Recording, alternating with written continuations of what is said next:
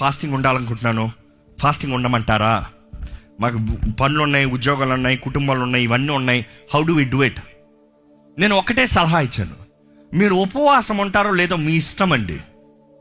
దేవుడు మీరు చేసే ఉపవాసం కన్నా మీరు చేసే ప్రార్థన వినాలని ఆశపడుతున్నాడు. మీరు ఏమి తినకుండా ఉంటారో అనే దాన్ని ఎదురు చూస్తాం కన్నా దేవుడు మీరు ఆయనతో ఏమి మాట్లాడతారో, ఎలాగ మాట్లాడతారో ఎదురు చూస్తూ ఉన్నాడు. నేను ఒకే సలహా ఏంటి వాడు చెప్పిందంటే, దేవుడు మీరు ఉపవాసం ఉంటున్నాను అనేటప్పుడు మీరు ఆయనతో సమయాన్ని గడుపుతారని ఆశపడుతున్నారు. If you are not ready to spend time with God, do not fast అని చెప్పా. ఈరోజు అదే మాట మీకు కూడా చెప్తున్నా. మీరు కానీ ఉపవాసం ఉండదలుచుకున్న వారు ఉపవాసం ఉన్నదప్పుడు ఆ ఉపవాసం ఉన్న సమయము ప్రార్థనలో గడపకపోతే దయచేసి ఉపవాసము ఉండకండి. ఇందుకు ఇది కాషంగా డే 1 చెప్తున్నానంటే చాలా ముఖ్యమైనది, స్పిరిచువల్ రిలంలో చాలా ముఖ్యమైనది. Fasting attracts spirits. ఏంటి చెప్పండి, మీరు చెప్పండి. అంటే ఉపవాసం ఆత్మల్ని ఆకర్షిస్తుంది, ఆత్మల్ని ఆకర్షిస్తుంది. మీరు ఉపవాసం ఉన్నదప్పుడు దేవుని ఆత్మ ద్వారా నడిపించబడి దేవుని ఆత్మతో సహవాసం కలిగి ఉండకపోతే ఏ ఆత్మతో వస్తుంది? దురాత్మ వస్తుంది.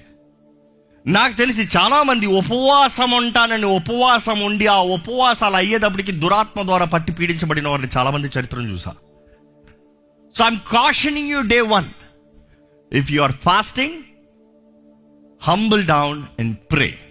ఉపవాసం అంటేనే మన తగ్గింపుకి సాదృశ్యం. మనం తగ్గించుకున్న వారిని ప్రార్థన చేయాలి.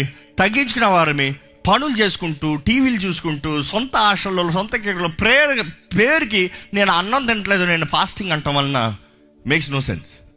So be very careful. ఎందుకంటే మన దేహం ఎప్పుడు బలహీనం అవుతుందో అపవాది ఈజీగా, సులువుగా మన ఆత్మను పడవేసేస్తుంది.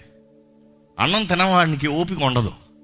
ఓపిక ఉండని వాడికి ప్రార్థన చేస్తాం సులభమా? బలం ఉన్నదప్పుడు ప్రార్థన చేస్తాం సులభమా? బలం లేనిదప్పుడు ప్రార్థన చేస్తాం సులభమా? You have to remember that. బలము లేనిదప్పుడు ప్రార్థన చేస్తాం సులభం కాదు, కష్టమే. కానీ దేవుడు ఏమంటాడు తెలుసా? నువ్వు తిండి తినకుండా, నువ్వు బలము లేకుండా, నువ్వు తగ్గించుకుంటూ, దేవా నాకు సహాయం చేయి, నన్ను మార్చు, నా పట్ల నీ చిత్తాన్ని జరిగించు అని అడుగుతాను బట్టి దేవుడు అంటున్నాడు, నువ్వు తగ్గించుకుంటావు చూడు, నువ్వు 10 మాటలు మాట్లాడాల్సిన అవసరం లే. ఒక్క మాట కూడా నిజమైన తగ్గింపుతో నా కొరకు ఎదురు చూస్తూ ఉన్నారు చూడు, I will do what it takes. నేను చేయాల్సింది